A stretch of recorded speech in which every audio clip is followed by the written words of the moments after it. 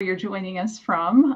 Welcome to Survivor Space and today's Survivor Circle session. I'm Becky Perkins, Survivor Support Specialist at Zero Abuse Project, and we're very excited to welcome you today. If this is your first time joining us, just a couple of notes about how to participate today.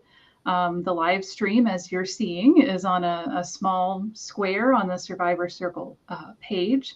It's being live streamed on YouTube. So if you'd like to see a larger screen, you can click on the little square icon in the bottom right corner and it will enlarge your screen. To participate in the chat, all you have to do is be on the web page on Survivor Space for today's session, and you can type a question or a comment into the chat box. As I mentioned, this is being live streamed on YouTube. So if you need to step away today for any reason for your self-care or your schedule, you'll be able to see the recording of this session on YouTube after it's over today. But again, we're very excited to welcome you, and I am honored, as always, to welcome some amazing people who are co-facilitating today's discussion. Jamie Rosland and Sarah Helms, both amazing, wonderful human beings and terrific subject matter experts with Survivor Space. So welcome everyone, and we'll go ahead and get started. Thanks, Becky. I'm Sarah Helms. I'm a clinical psychologist joining from North Carolina today. And our topic today about working in professional settings along survivors is extremely broad. So we're hoping that if folks are joining us today and are interested in joining in the conversation, maybe sharing things about your own experiences in workplace settings or experiences that you've heard about from family or friends or colleagues, or also asking questions about your specific situations. Jamie and I are probably going to share a little bit today about our own experiences. That's kind of the lens that we're coming from. We have personally and professionally navigated a variety of different roles over the years. I was actually thinking back, has it been 7 years? I got to do the math on it, but it's been a number of years. We'll say that. So we're going to share a little bit about that and some different ways that we have navigated that professionally in a variety of different settings. Again, that's just our personal experience and our personal examples. We would love to hear some of yours. And then we'll maybe just address other topics as they come up. We've sort of brainstormed some other ways that this can play out. But again, for us getting started, we'll maybe just start with where we come from, if that makes sense. Yeah, I think that makes sense, Sarah. So my name is Jamie Rosland, and Sarah and I did meet. I'm not going to try to do the math in my head, but I think it was like 2016, 2017. So it's been a while. And I first met Sarah. I was coming to her as a client, and she was my therapist. And I think for maybe about a year, we knew each other in that capacity as like therapist and client, and that was really it. That's the only time our like paths really crossed. And then a job opportunity opened up at the organization she was practicing out of. And for me, it was a really big career move, and really beneficial like career move for myself. And it was a job that I just dreamed about and like just knew that I was right for it and that I wanted to be there. And so I told Sarah, like, hey, I'm applying to this position. Where you work? And her and I like discussed, you know, what that was going to look like. Um, and I think we could talk a little bit more about it today, but that, um, created some like unique challenges and opportunities, for us. Um, at one point, we were actually asked to present together, and I don't remember who generated the idea or like where it came from. Um, but Sarah and I were invited to speak at a conference together um, about like dual relationships, and working with survivor mentors specifically, like in the anti-trafficking movement. And I had seen a number of years ago a therapist and like a former patient or client of hers present together, and it was really powerful. And so for me, I'm like, oh, this is something that we could do. But once again, like we had lots of conversations and discussions around what that would look like, and it was pretty interesting, because on the way down that conference, we stopped and did some exposure therapy. um, we're driving down to a conference together that we're going to present at. It's like, oh, since we're like in a car and we're like together already, let's just go do this thing. Um, is that the timelines? That's how it Yeah. happened. Yeah. No, yeah, 100%. Okay. Yeah. I forget about these things until it's like, oh, tell our story. I know we start talking like, oh yeah, remember that time? Yeah. And so Sarah and I worked as coworkers and patient therapist and co-presenters, kind of like all within the same time frame. And then Sarah left that organization to pursue other opportunities, and our relationship like evolved and changed again. And I don't know what year that was that you left that organization. Yeah, I mean, that was a couple years after that. And then ultimately, some months after that, moving up here to North Carolina.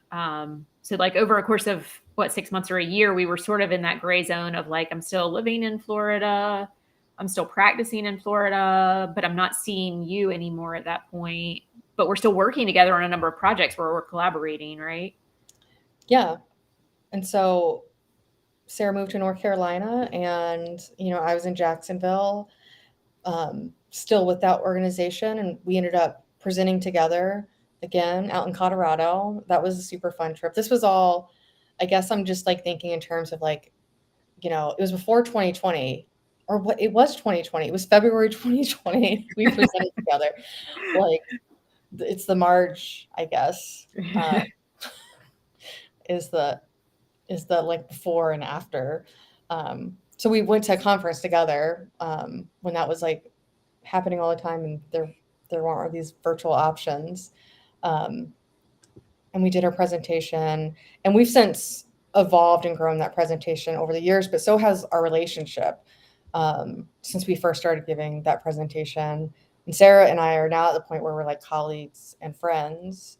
A few years ago, I was in DC for a prolonged period of time, and around Thanksgiving, I was like, I can't just be like alone in DC for like the holidays. And so I drove down to, Sarah's house in North Carolina and spent the holidays with her family.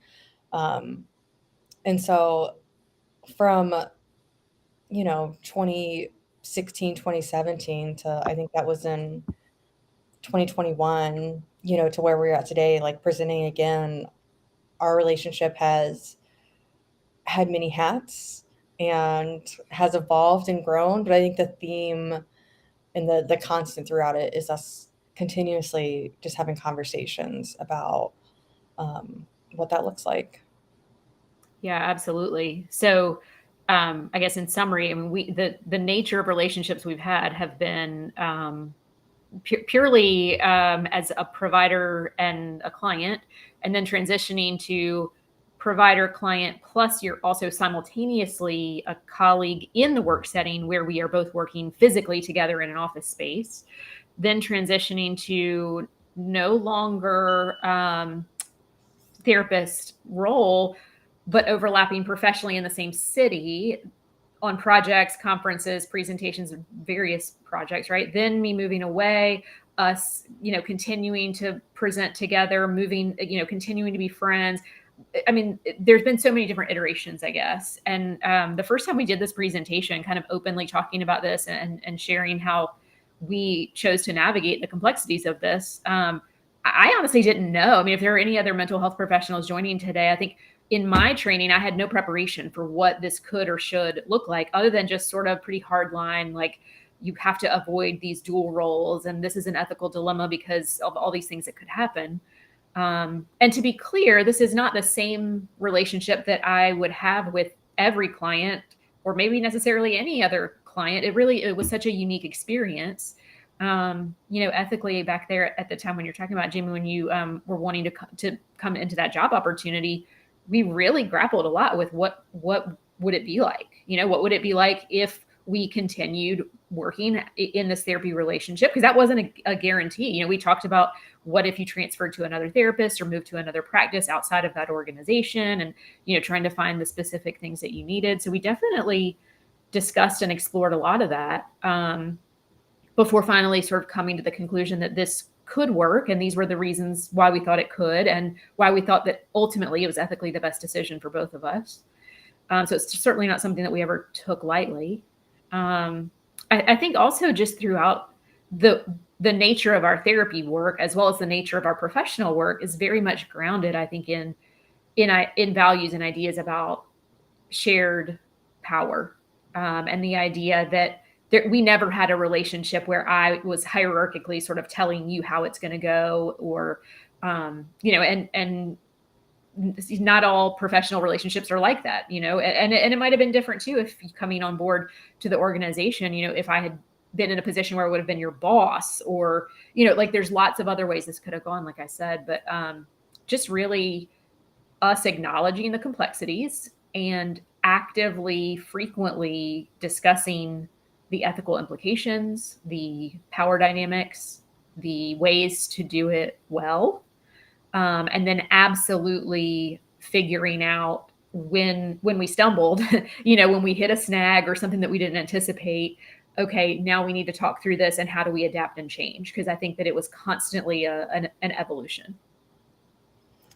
Yeah, I think you brought up like unexpected like challenges. I do remember, the organization just going through just a typical grant audit, which was like an annual happening.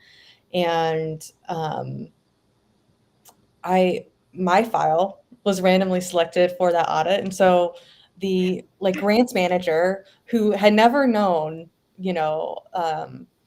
that I had any relationship with you outside of being a coworker, was like, "Oh, Jamie's receiving services from Sarah." Yeah. Well, and there were times at the beginning, like when you very first started and were onboarding and stuff, people would introduce me to you, like, "Oh, Dr. Helms, let me introduce you to our new survivor mentor." And I'm like, "Hi, nice to meet you. Like, what do you say?" Right. So we definitely, and then like, the next week in my office, it would be like, "Oh my gosh, I felt so dumb. Like, that was so weird. Like, we need to talk through how to do that better," But I think that sense of humility and of just like, neither of us ever felt like we had the right answer. I think we both were like, well, this is complicated. How can we work together and collaborate to figure out how to do this better? Yeah, and I think too, like thinking through like, well, why didn't I just go see like another provider? And I know in another presentation, like you've talked about like the point I was at in my therapy with you was like at a critical time. There was a lot of like processing and like understanding that was like going on.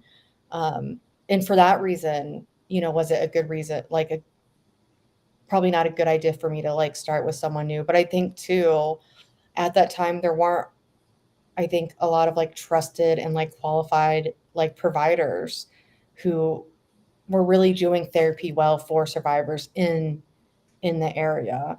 I think things have like evolved and changed, and there's like more providers available. And then me coming off like a negative experience, with another therapist, as well. And so, yeah, definitely thinking through like,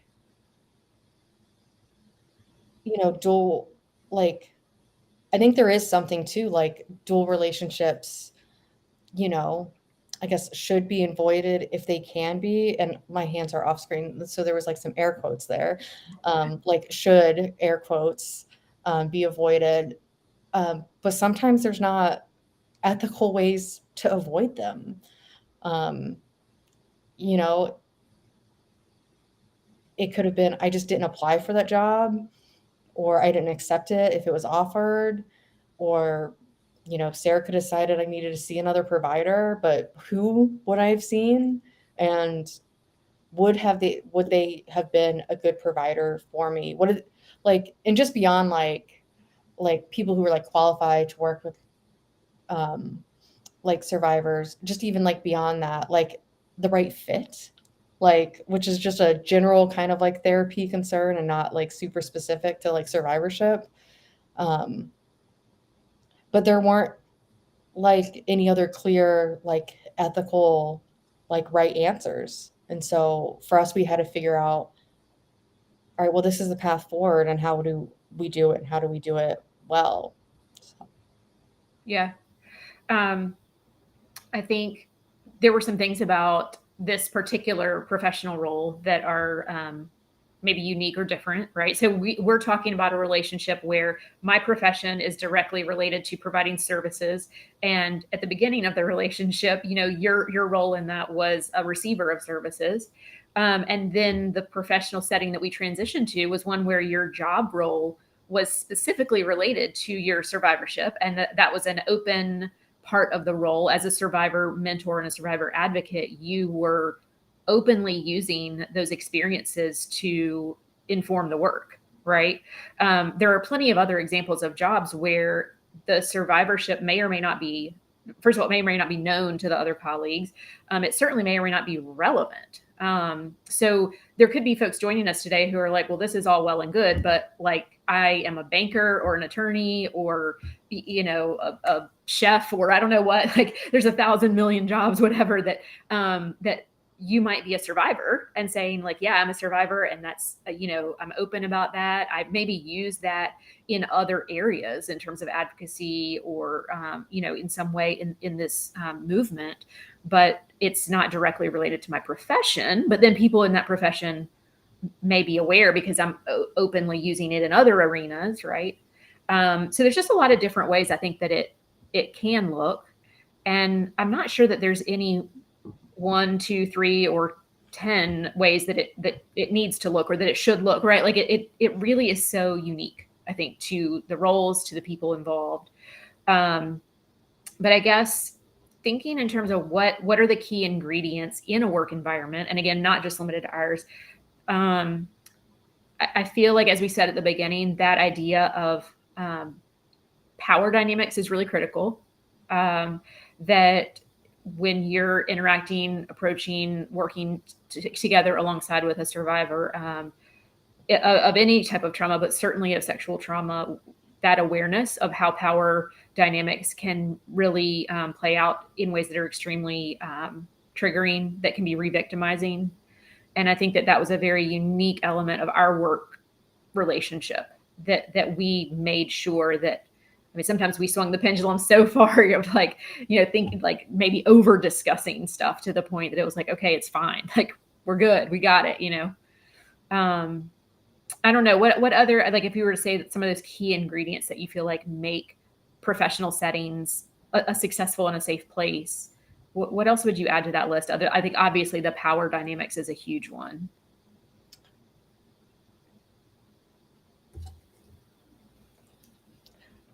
I think power dynamics, but then I think also, and that maybe this ties in a little bit with like power dynamics, but also respect. But like seeing me as like a person, as like a whole person, not just as like a survivor, and knowing that like survivorship is like a part of who I am, but not all of who I am. I think a lot of times when people are open about survivorship, there's a lot of like assumptions or like labels or misconceptions people have around what it means to be a survivor. And so I think a key like part of our relationship, especially when it got into like dual roles, was like your respect for me as a professional, and not just as a client. A lot of times I feel like survivors are seen as like broken or there's something wrong with them, and that was never you never took a deficit approach. So I guess a strength-based approach would be, I guess, underlying, but just a general respect for who I am as a person. And then the same for me back to you, like respecting you as a whole person and not just, as a therapist, but I think when we entered that arena of having like dual relationships, it was important for us to acknowledge the wholeness of like one another. And I mean, it put it in a position where like I knew maybe more about you than I would have if we had never like worked together. Um, you know, I I feel like that's usually I saw a TikTok that was hilarious. It was this I'm just gonna go on this tangent real quick, but it Go was there. this woman, and she's like, yeah, my like best friend said we should start hanging out like twice a week instead of like once a week. And she said the word hang out. And then she started talking a little bit more about her best friend. And she's like, well, like, some people say she's like my therapist. My therapist wants to see me twice a week was like where she went. It was like funny. So, but how we like one of the things that she said in that clip was like, my best friend knows like everything about me and I tell her everything, but I don't know very much about my best friend. Um, and so that's usually how like, a therapist-client relationship is set up. But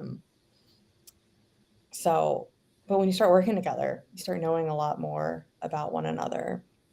Yeah, I think that's a totally fair observation. I think too, a lot of the ways that our relationship, as it kind of grew and evolved professionally, maybe challenged some of the assumptions of the field, so to speak. I think one of them is in that idea that, typically in the way that I was trained, certainly as a psychologist, is that you avoid self-disclosure.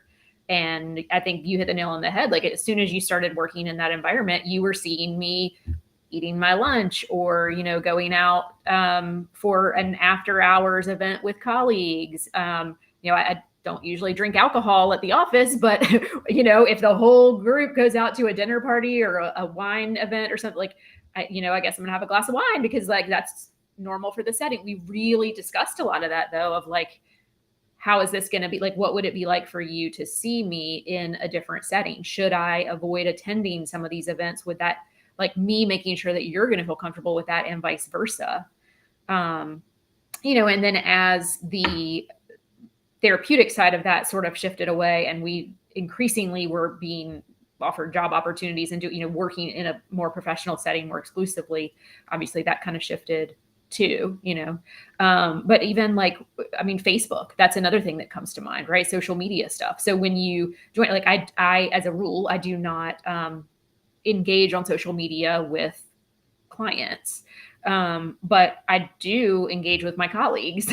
So then it was like, well, is it going to be weird if we aren't Facebook friends, but then, I'm Facebook friends with everyone else, right? And you were the first person who ever was a former client. And I waited, obviously, we waited until after the therapeutic side was done. But then it was like, well, yeah, we're colleagues. Like, why would we not have a typical work relationship with each other? So that was, some unique ground for us to cover as well, I think. Yeah, I love that you said the strengths-based thing. I think that's definitely true. I'm trying to think what other kind of big picture that could translate beyond just our specific situation.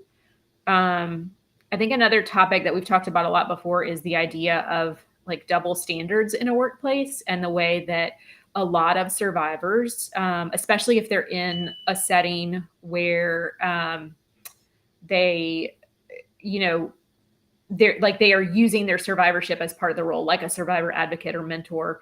They can really be placed under a microscope where others sort of judge or critique every minor little thing that they ever say or do through that lens of, well, are they triggered because of this? Or are they having issues with transference issues? Are they able to handle this because they're a survivor? Which I think is really unfair. And that's something that we always were aware of and very conscious to avoid. I think that kind of double standard is really difficult. And like you said, survivorship, someone just loved that comment too. Like survivorship is one thing. It is not the entirety, right? Yeah. I mean, and just speaking from like my experience outside of this positive experience I've had with like Sarah, some of the challenges I've had of like openly being a survivor, in movement-based work, which might be different than like being openly a survivor and like working at a bank or um, doing any number of other jobs. But in movement-based work, just openly being a survivor created a lot of challenges for me. Uh, and there were just a lot of, double standards, like the expectation that like I needed to be in therapy and it not really being about like, am I choosing to be in therapy or like it's just more like prescribed and like, well, maybe if I'm not in therapy, then that's not good and like that's bad. So, you know, um, I remember one time going with a couple colleagues, to this, to do tour of the safe house. In my position, it was like really important. We wanted to see the places that, you know, we're referring, these kids to. And so we go down to see this safe house and, this director like knows that I'm a survivor. And she literally shook everyone's hand, but mine. Like I was like dismissed because of my like survivorship. Like I was, less than. Like I guess I'm like supposed to be like the like outcome you hope for, when you're like providing like services like a safe house, like, someone gets to the other side and then they um, are able to live a meaningful life, whatever that looks like for them, and then to be snubbed, for doing just that. And then you start to question like, well, how are the survivors who are like actively being like victimized and like going through their stuff or just exiting their situations, like how are they being treated if I'm coming as like a professional and like being snubbed. um, so it has like there's been so many like challenges and like double standards and like scrutiny that like I have faced like for my survivorship in the movement. um, And then I think it also makes it like challenging to do work outside the movement, for me anyhow. But there are um, definitely like roles, especially increasing the last couple of years, where my survivorship has nothing to do like with the position that I'm working in or the role that I'm doing. And my lived experience gets to more quietly inform like the work that I do. Um, and I've had more roles in work that's like less like trafficking focused and more generally social justice oriented. Um, and it does feel like I get to detach a little bit more, sometimes that like anonymity, such a challenging word. Um, it's nice, but there's so much information about my survivorship online too, though. Like, I'm never quite anonymous in my survivorship. Um, so and those were things that in the beginning, like, there wasn't someone, like, telling me, "Oh, you could use a pseudonym so you can have, like, a personal life." Like, that's not connected to your survivorship. And these weren't things that, like, I was coached on, and these are things I wish I had, um, you know, but now it's out there. So here we are. Yeah.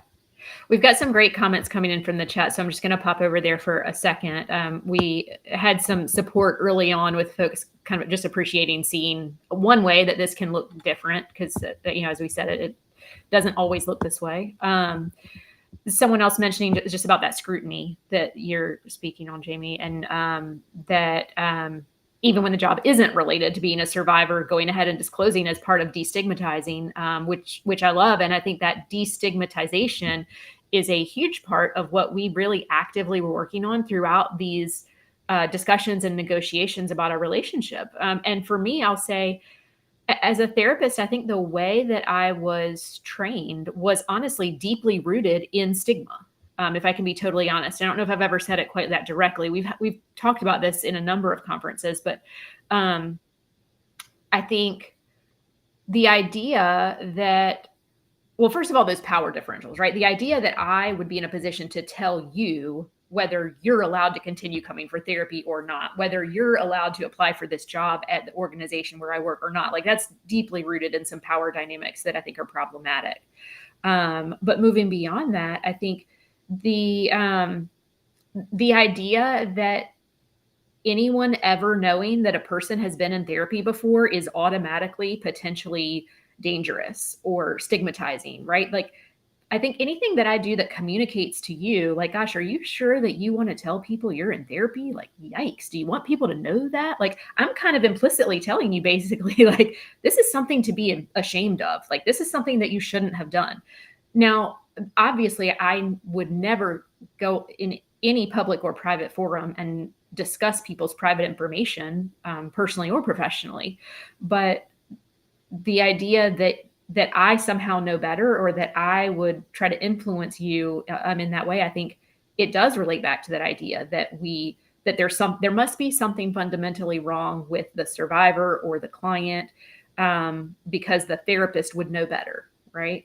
And if we really want survivors at the forefront of these movements, across various forms of trauma and across various sectors of, legal or mental health or social services, all these different places, we've got to trust that they know how to do their stuff for themselves, right? Like, I don't want to ever create some sort of a narrative that like I would be stigmatizing or knowing more than you or putting you in a place to not take that lead.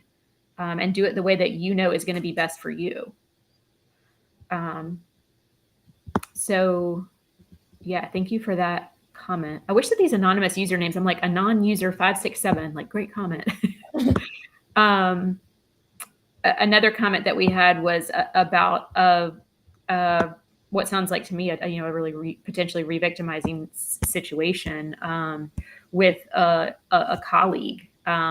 Basically kind of bringing them into an office and asking them to look at this YouTube lecture on incest, making that person more cautious, obviously, to disclose in future situations.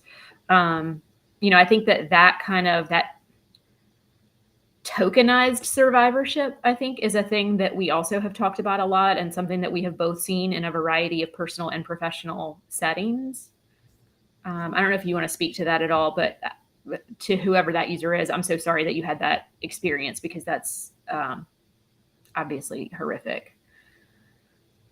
Yeah, I definitely have had experiences that have made me like question if I should have disclosed or if I should continue to disclose or like how can I like pull it back. And there's been things that have happened that are triggering and re-traumatizing. And, I think part of it is like,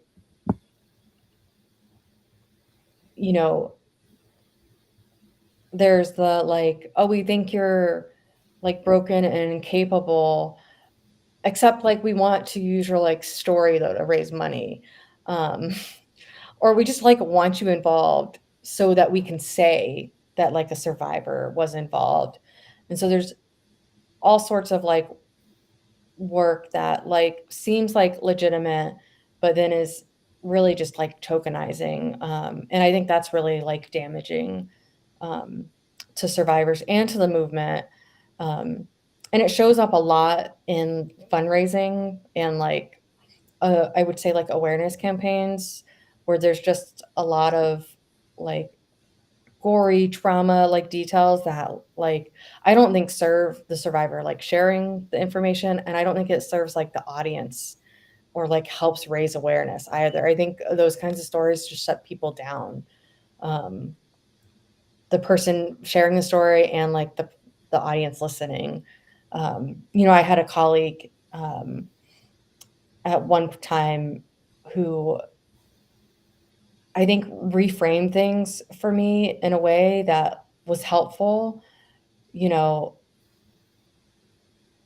like her getting anytime she got like pieces of my story, through our work together or, through the personal like friendship we like developed, she treated it as such like an honor that I would share like those things with her. And these weren't gory like trauma details, they were just like pieces of my story that like don't come out frequently and like don't come out in like public settings. Um and so that like reframe for me has influenced quite a bit of my life like since then. But it's like, oh no, I just like reserve like details for people who are going to accept those details like as an honor and privilege to hear. um they're not just for everybody. And so while I've like really like publicly like disclosed, I think I do take it like situation by situation. um and part of it is about this like movement to destigmatize these traumas that happen to us because they're real pervasive. And people don't really realize how pervasive they are. Um, but then also for me, honoring myself, and not everything has to be about the movement or like the culture or like where things are heading. It's like, well, but like I just get to assess each situation and make a decision and like weigh things, my own personal safety versus how much I want to be an advocate today and what are the future consequences of things. Because, you know, as of October, it'll be like 10 years since I've like exited my situation. And I've learned a lot. I've learned so much about how things that you do, early on in your career really like impact you like later on. Um, so, Yeah. tangent. No, not at all. It's a good tangent. I like that tangent.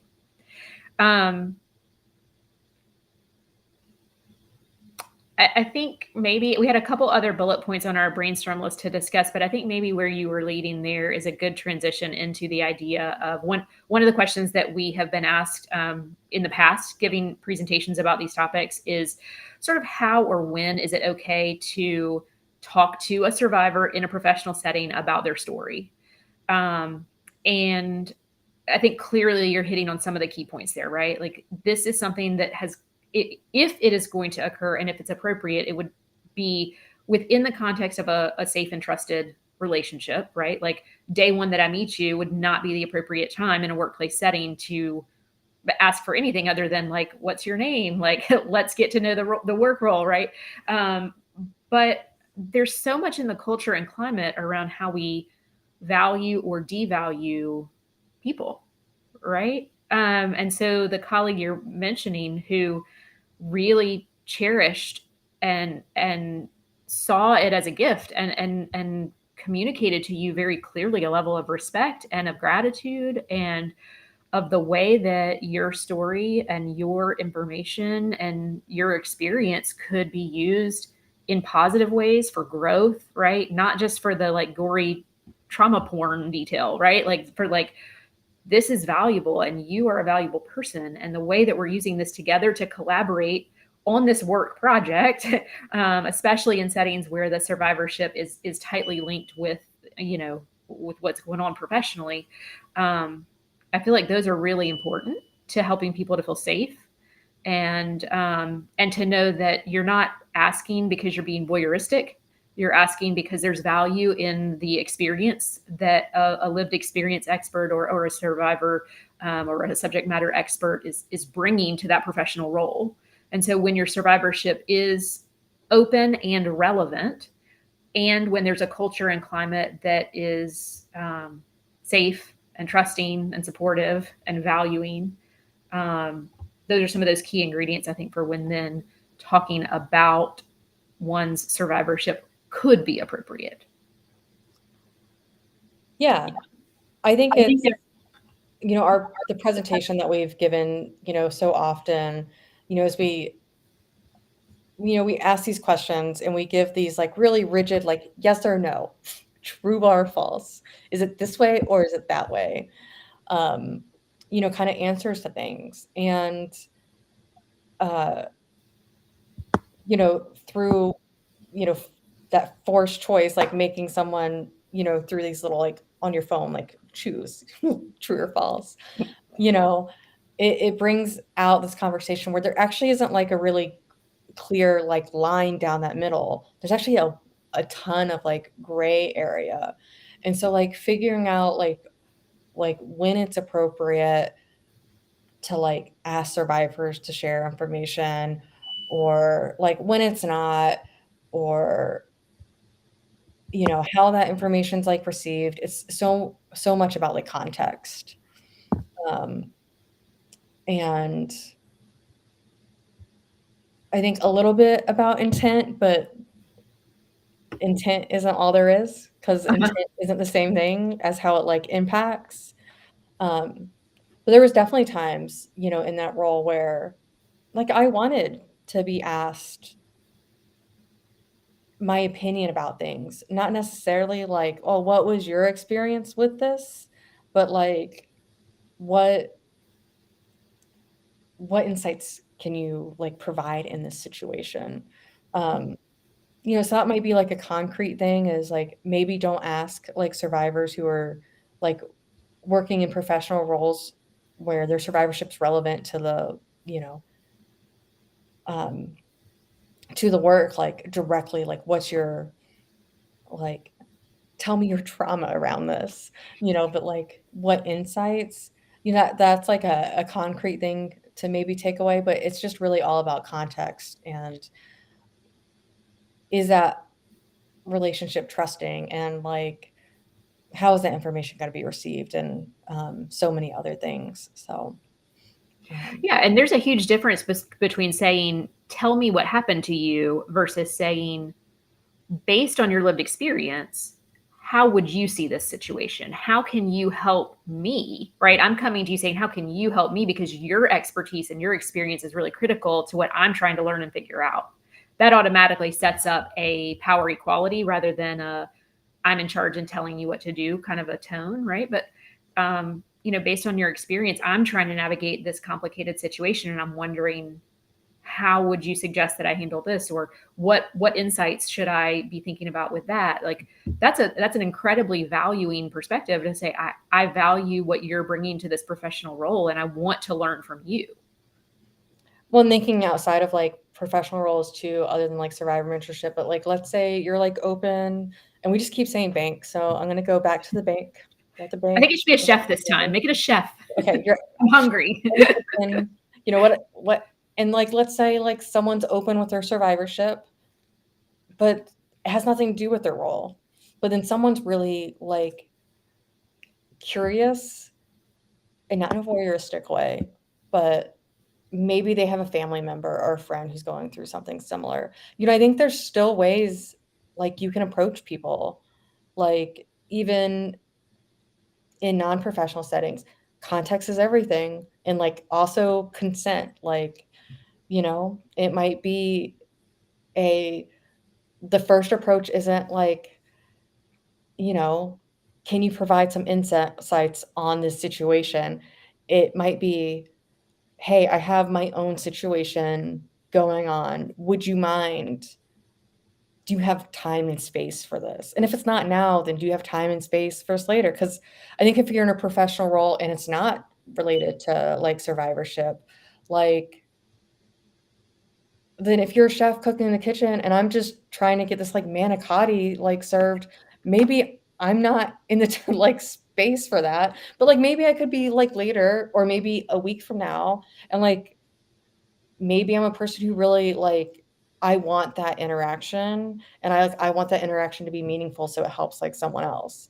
Mhm. Like, but so I would say it's about consent too. Like, Absolutely. is this even okay right now? And are you busy as you're making manicotti? So Well, and I think that's a really important point, right? Because a lot of what we've been talking about today has been in the context of a work role where, again, survivorship was part of the job description. It was explicitly part of the role. I think all of this looks really different when you're a chef making manicotti, right? Like, this is not a good time for me. I am not in a mental, emotional space to be talking about anything. It's hectic and I'm hot and sweaty in this kitchen, right? Like, this is not the time for that conversation. So yeah, I think knowing the context, knowing the nature of the relationship, all of this has to occur within the context of a relationship. And if you are coming at this outside of that context, you are automatically already not in the ideal position, right?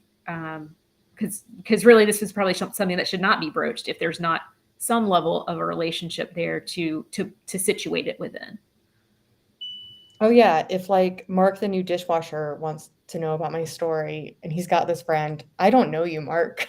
Like, maybe another time. Maybe we can just get to know each other first. So yeah, for sure. I think it also brings up another important point, and it's not one that we spent a ton of time on today because it's maybe a little bit left field, but just remembering that survivors are everywhere, so just because someone is not openly disclosing, or just because you're not aware that they are a survivor, like, every interaction we have with every human on the planet should be trauma informed, and knowing that statistically speaking, it's more likely than not that in the course of our day, we are encountering people who are survivors, and their survivorship may not be known to us. It may not be known to anyone. But so all of this culture of respect, of being trauma informed, this is like a lifestyle thing. It's not like a 9 to 5, I'm at work, so I'm doing it, and then I go to the gym or go to, a friend's house or whatever, and like flip the switch off. It's like best practices for being a person who interacts with people. Essentially. Yeah, truly. Yeah. Truly. There's a great comment in the chat right now that says sometimes survivorship isn't even known to the survivor. And I think that is an excellent point, because so many survivors I know, it has taken them years to like identify with what happened to them as being like, being a victim of like X, Y, or Z. It's taken them some time. And then there's still people who like reach out today. Someone was reaching out to me, wanting to know more about like expungement services. I was like, okay, great. There's a Florida law that like covers that if, you have this particular experience in your past, and I like said, do you have that? And she's like, well, I have this over here. I was like, okay, was there anyone like controlling you or like profiting from you in that situation? She's like, oh yeah. I was like, then yeah, you like qualify. I'll get you connected, to this person. But, even years and years and years after, she experienced that, she still has a difficult time like connecting and like saying the words. And that's okay. There's no rush. Like, for me, I just want her to like reap the benefits, like of like legislation and policy and resources that are available to her because she's had those experiences. But for me, there's no rush for her to like have certain language about her experience. And I think that's like another thing. It's not even in the bullet points, but like letting people decide how they want to describe what happened to them and the language about what happened to them, even if it like meets federal definitions for like whatever.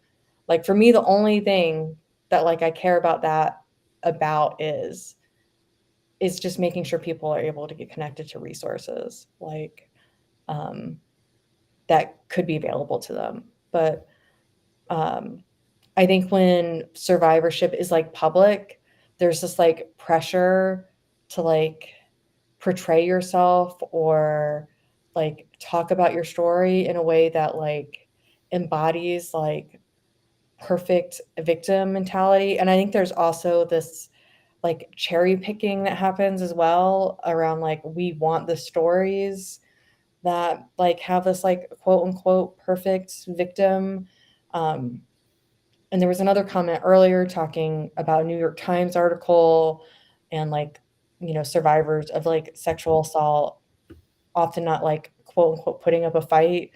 And that being like, wow, people don't put up a fight. It's like, well, there's like brain science like behind that, and your body, like a lot of times your body's in charge of like picking your reactions more than your like brain is. Um, and if your brain is like shut down, that's the best way to, like, not your brain, but your body's like, we're gonna shut down because we think this is the best way to like survive, then like your brain can't really even like override that, like in that moment of like trauma. And so, yeah, these like perfect victim stories, not that they like don't exist, I guess. Um, but stories are just way more nuanced and complicated than the media often portrays. Also, I see the comment too that like perfect victim and perfect happy ending, all issues resolved. Um, you know, when someone has like a perfect ending for me where all my issues are resolved, I'll go live in that world. I'm happy to go over there. This sounds amazing. Um, happily ever after. Mm-hmm. I have my own like version of happily ever after, but there's still challenges. Yeah. I think another point about that comment, I love that idea that like survivorship may not be known to the survivor. Well, survivorship also is multifaceted. And often we're looking at people who have had many different types of victimization across the course of their life. So they may identify with one label or one survivorship. Obviously Survivor Space is a space that's dedicated to survivors of childhood sexual abuse. The unfortunate reality is that many survivors also have experienced domestic violence, intimate partner violence, human trafficking, lots of other forms of, survivorship. And so while they may identify with one piece of that label, there may be other labels that they are not yet embracing, or that they may not, see as aligning with their identity, but complicated. And there's a lot. I think that's like a great point too. And I won't get into like the specifics, but I remember being in therapy with you and then starting to like look at like just like the whole context of my life, and like looking back on experiences, I'm like, oh man, like this is so much bigger than I even like realized. But like identifying like survivorship in like one way, and then like going to therapy and like starting to look at the totality of it, I'm like, oh, like it wasn't just like this one thing or this like one time period in my life. There's a history of this Right, throughout my right. life. There's layers. Yeah. It's the onion, and there's lots of layers to pull back, and unfortunately that's the reality. And so, again, bringing us back to our topic for today of working alongside survivors, you may be working in an environment with a survivor of fill in the blank, human trafficking, domestic violence, child abuse, whatever the label is. That may be known to you, but what may not be known to you is many other forms of victimization that they have experienced, that they may or may not be, wanting to share with you, or not, may or may not be identifying with right now, may or may not be relevant to the job. So it's just all of those layers of trauma, and trauma compounds on top of itself in that way. Yeah. So certainly being aware of that in a professional setting, and again, being aware that there are survivors everywhere. So just because you may think that you're speaking to a survivor of fill in the blank, you may also be speaking to a survivor of many other things too. And like as far as like best practices for being a person interacting with like other people, I've like definitely like shown up in spaces where people didn't know I was a survivor, and then they were talking about like survivors. And just some of the stuff I've heard when I've been like undercover, not really like undercover, but just, people just didn't know who I was, or like, we didn't start the meeting with me saying that like I was a survivor. People didn't like make the connection or whatever, but I've like heard some stuff. And generally talking about, people who are like engaged in the fight to end whatever victimization. And so best practices is like for, person's interacting with people is like, you should not be talking away that like if there was a survivor in the room that you would want them to overhear what you're saying. Mhm. And if Mhm. you're just as far as like working in like nonprofits and like movement-based work, like I know I've had a friend who, or sometimes stories get like convoluted. Um, but I knew someone who they didn't want, like they were interested in being on a board of a nonprofit, and the board didn't want them to join the board because then they wouldn't be able to like openly like discuss, like they'd be worried about what they were going to say. I'm like, that's a problem. Red Like, flag, right? it's a huge When red we are flag. an agency serving survivors and we don't want a survivor on our board because we're worried that then we can't speak freely, yikes. Right? Yeah. Well, I see that our time is starting to run a little bit towards the end. I just want to say before we wrap up that I really appreciate all the comments from the folks who are joining us online today. It has been really helpful to kind of see you guys contributing and joining in. So I appreciate that. Any last thoughts before we wrap up? I'm curious. We have a couple minutes left. I know we had like a bunch of topics that we could have hit on. I'm wondering if anyone in the chat has like any pressing question or anything before we jump off. And no big deal if you don't. Yeah. Like you came here thinking you were gonna like get insights on this one thing, and then like we didn't get around to discussing that one thing. Like we got a couple minutes. So Yeah.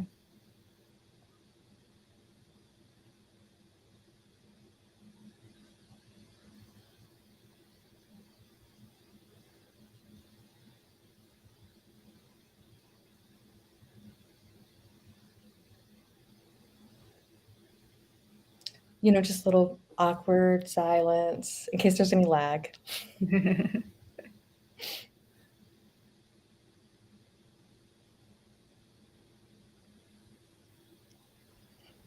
Well, to fill in the space, Sarah, it was such an honor and privilege to be able to co-lead this discussion with you and co-create this space with the attending chat members Absolutely. on having this discussion. So Yeah. I think co-creating usually is one of our biggest take homes when we do this as more of an instructional and less of an informal conversation, right? Like just the idea, and maybe that's the best way to end, is just knowing that if you're in a workspace with survivors, which if you're in a workspace, you are, I mean, let's be clear, unless it's like an employee of one,